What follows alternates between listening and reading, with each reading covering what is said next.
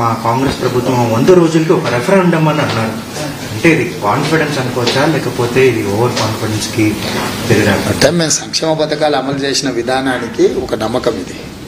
మేము సంక్షేమ పథకాలు అమలు చేసినాం కాబట్టి ప్రజలు వాటిని విశ్వసిస్తున్నారు. అందుకే మా పరిపాలన మీద మీరు నిర్ణయం తీసుకోండి, మా పరిపాలన చూసి ప్రజలను ఓటేయమని మేము అడుగుతున్నాం.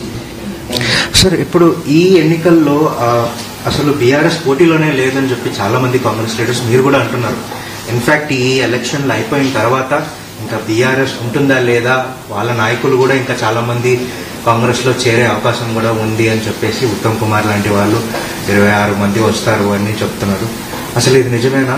బీఆర్ఎస్ అనేది పోతుందని ఎందుకు అనుకుంటున్నారు? ఎందుకంటే వాళ్ళ నాయకత్వం యొక్క వ్యవహార శైలి, ఈరోజు వాళ్ళ ప్రచారం కానీ వాళ్ళు తీసుకున్న నిర్ణయాలు కానీ ఆ పార్టీ మనుగడకే ప్రమాదం ఏర్పడుతుంది. కాబట్టి జరుగుతున్న పరిణామాలను చూసి రాజకీయంగా ఒక అంచనాకు వస్తాం. ఆ అంచనాతోనే ఆ పార్టీ ఎక్కువ కాలం మనుగడ సాధించదు. ఆ పార్టీలో శాసనసభ్యులు కానీ మిగతా నాయకులు కానీ ఉండరు, పార్టీని వదిలేసిపోతారని చెప్పి ఒక అంచనాకు వచ్చింది.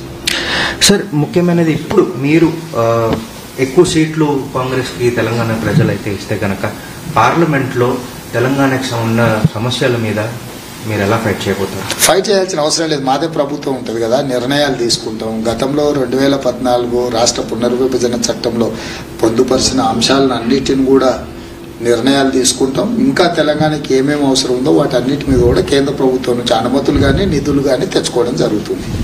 సార్, ఇప్పుడు ఈ అమిత్ షా దీని మీద మీకు ఢిల్లీ పోలీస్ సమన్స్ అనేది ఇచ్చారు. అంటే బీజేపీ మిమ్మల్ని అరెస్ట్ చేసే ఉద్దేశం అనేది వాళ్ళకి ఉందనుకుంటున్నారు. వాళ్ళ ఉద్దేశం ఏదున్నా కూడా దాన్ని చట్టబద్ధంగా ఎదుర్కొంటాము. అరెస్టులతో భయపెట్టాలని చంద్రశేఖరరావు ప్రయత్నం చేసి ఇప్పుడు శిక్ష అనుభవిస్తున్నాడు. బీజేపీ కూడా భయపెట్టాలనే ప్రయత్నం చేస్తే ప్రజలు వాళ్లకు సరైన జవాబు ప్రజలు ఇస్తారు.